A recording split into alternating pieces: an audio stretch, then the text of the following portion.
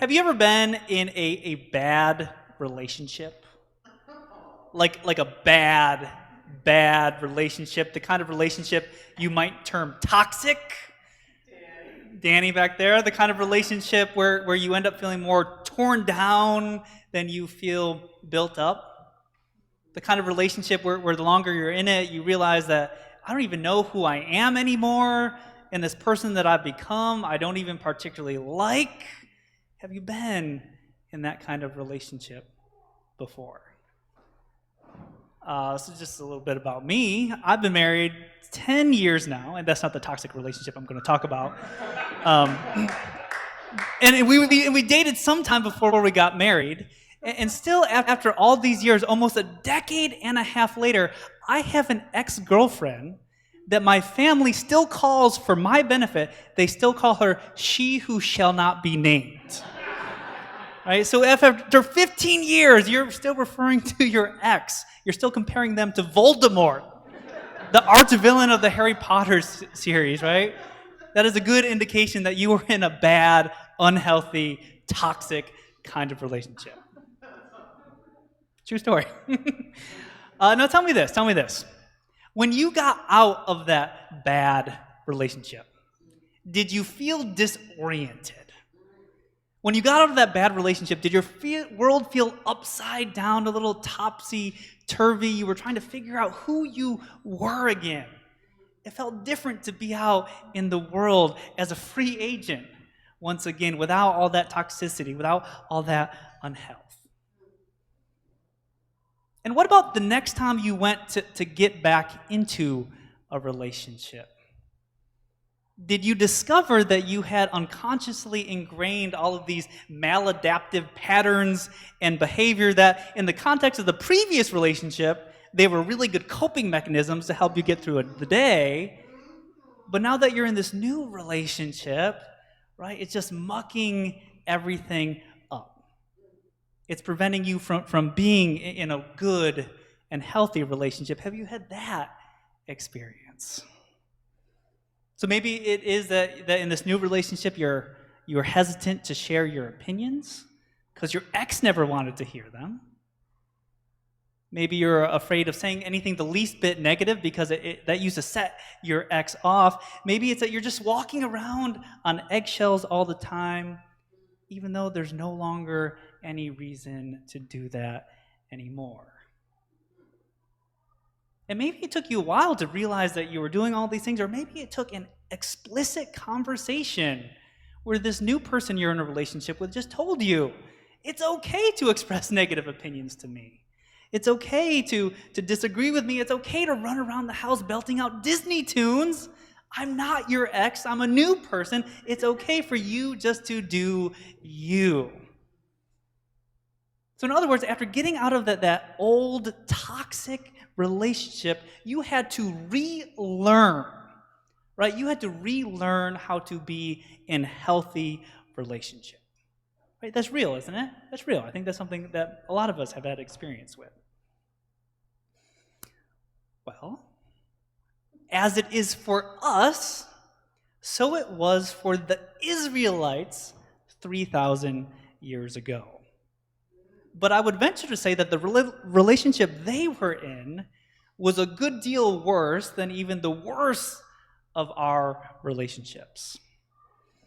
And I say that because specifically the relationship that the Israelites were in was a relationship with the Pharaoh of Egypt. And specifically in that relationship, the Pharaoh was their master and they were his slaves.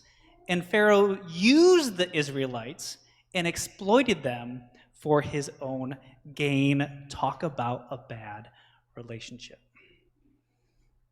And if you were to read through the book of Exodus, which directly precedes the book of Leviticus, and whose story Leviticus continues, you would be able to trace the story of the Israelites' journey from their slavery in Egypt as slaves to Pharaoh to their freedom in their wilderness on their way to the promised land. In the beginning of Exodus, God is nowhere to be seen in the story at all. All the Israelites know is pain, hardship, and oppression. But by the end of Exodus, they are free people in the wilderness, and God is with them in a very real way. So much so that they actually construct a little portable temple called the Tent of Meeting, such that God's presence can literally stay with them as they're traveling through the wilderness on the way to the Promised Land. But we have to keep in mind that for generations, for 400 years, the Israelites had known nothing but slavery. So at the end of Exodus, while they are very much free in body, in their minds and in their hearts, they are still very much slaves because they know nothing different. For 400 years, they have been in bondage and oppression, and that is all that they know. So even though they were technically a free people, in their hearts and minds, they were not. And just like us, when we get out of a bad relationship, they also had to relearn the ropes of being in a new relationship. They had to relearn what it meant to be free. They had to relearn what it meant to be in a healthy relationship with God.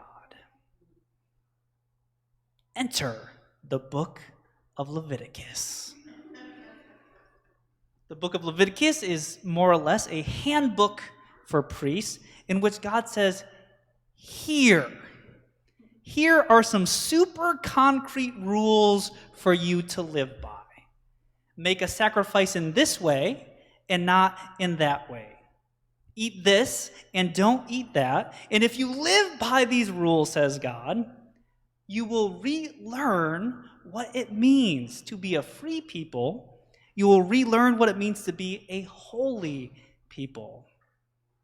And even at first, if these rules seem a little bit nitpicky to you, says God, with every morsel of food that you put in your mouth, with every sacrifice that you make, you will be reminded that I am God and that you are my beloved people who I brought up out of slavery in Egypt.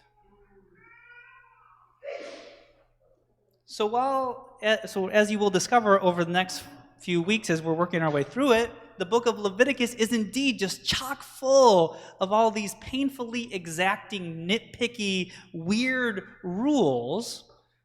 What we will discover is that these are not just rules for rules' sake, but rather these are rules for the sake of God forming and God making and God constituting a new people. A free and a holy people set apart from all others, a people who will ultimately be charged with carrying God's love into the world.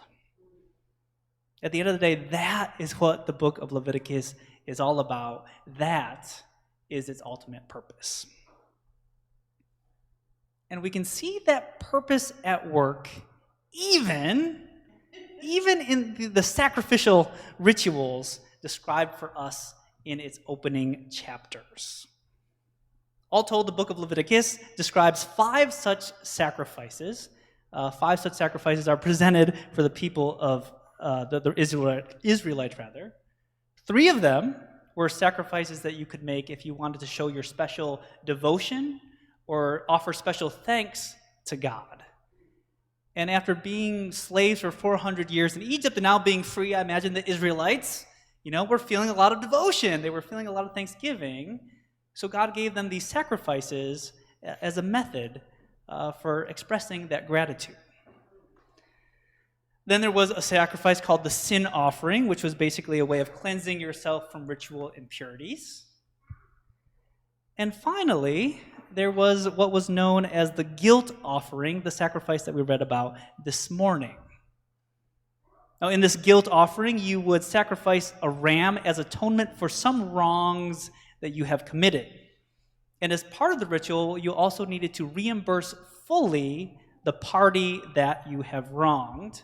And maybe you missed this detail, but if the person that you wronged was God, you also had to provide the priest with a 20% kickback. Feels a little light to me, but who am I to quibble with God's commands?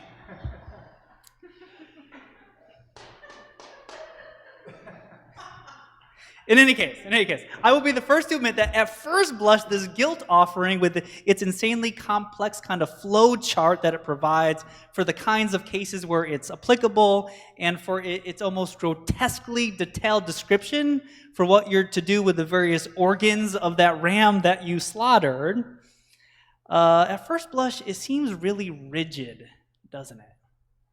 It feels mechanical, it feels legalistic. It's fairly dry and prescribed and technical. It doesn't feel like there is a lot of heart in this sacrifice ritual.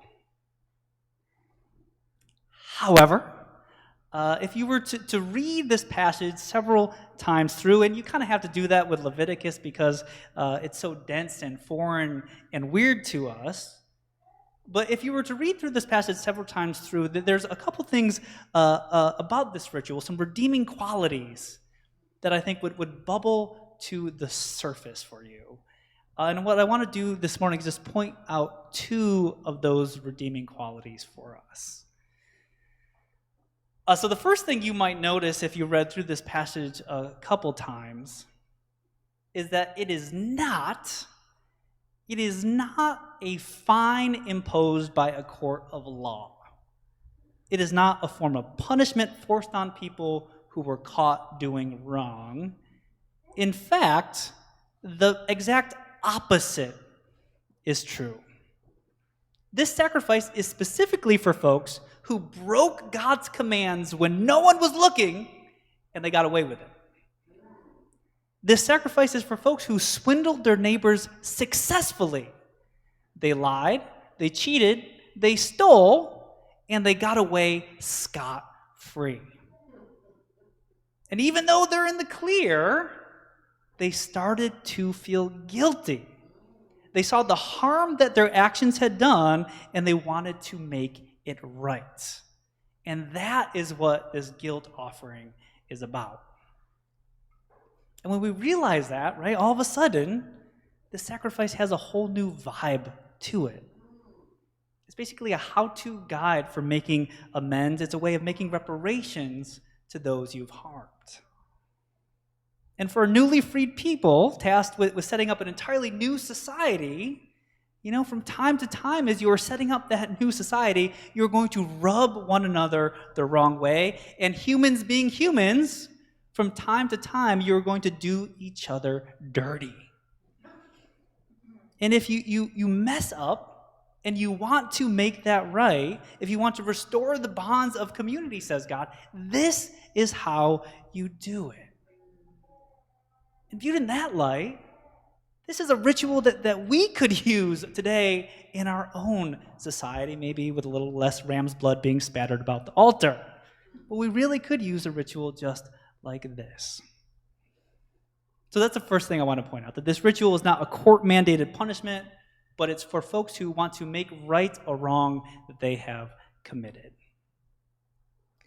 The second thing I want to point out about this ritual is that even as weird and foreign and complicated as it is, even here in this really bizarre ritual, God is trying to form the Israelites in that twofold love of God and neighbor.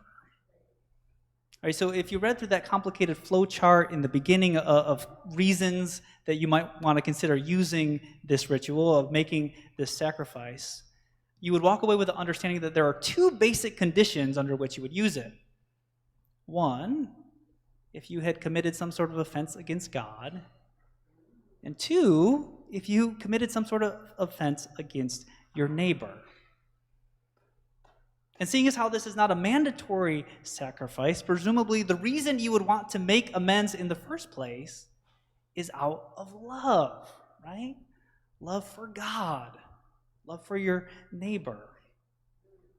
And what better way to express that love than to confess that you have messed up and take action to repair the harm you have done? That's what love does, and we see that love at work even in the most esoteric of Leviticus's rituals. So that's just the second thing that I would like for us to notice about this guilt offering in Leviticus. It's meant to form the Israelite people in the twofold love of God and neighbor. Now, lest I be accused of offering a Pollyannish reading of this text, lest that I be accused of finding love in a book of the Bible where there is, in fact, no love to be found, what I would like you to keep in mind is this. Do you know Jesus' great commandment? Remember that great commandment of Jesus? Love the Lord your God with all your heart and soul and mind, and love your neighbor as yourself. You know that the quintessential teaching of Jesus? Yeah, that's not Jesus' teaching. He plagiarized it. The bit about loving the Lord your God with all your heart and soul and mind, he stole that bit from Deuteronomy. But that bit about loving your neighbor, you know where he got that from? The book of Leviticus.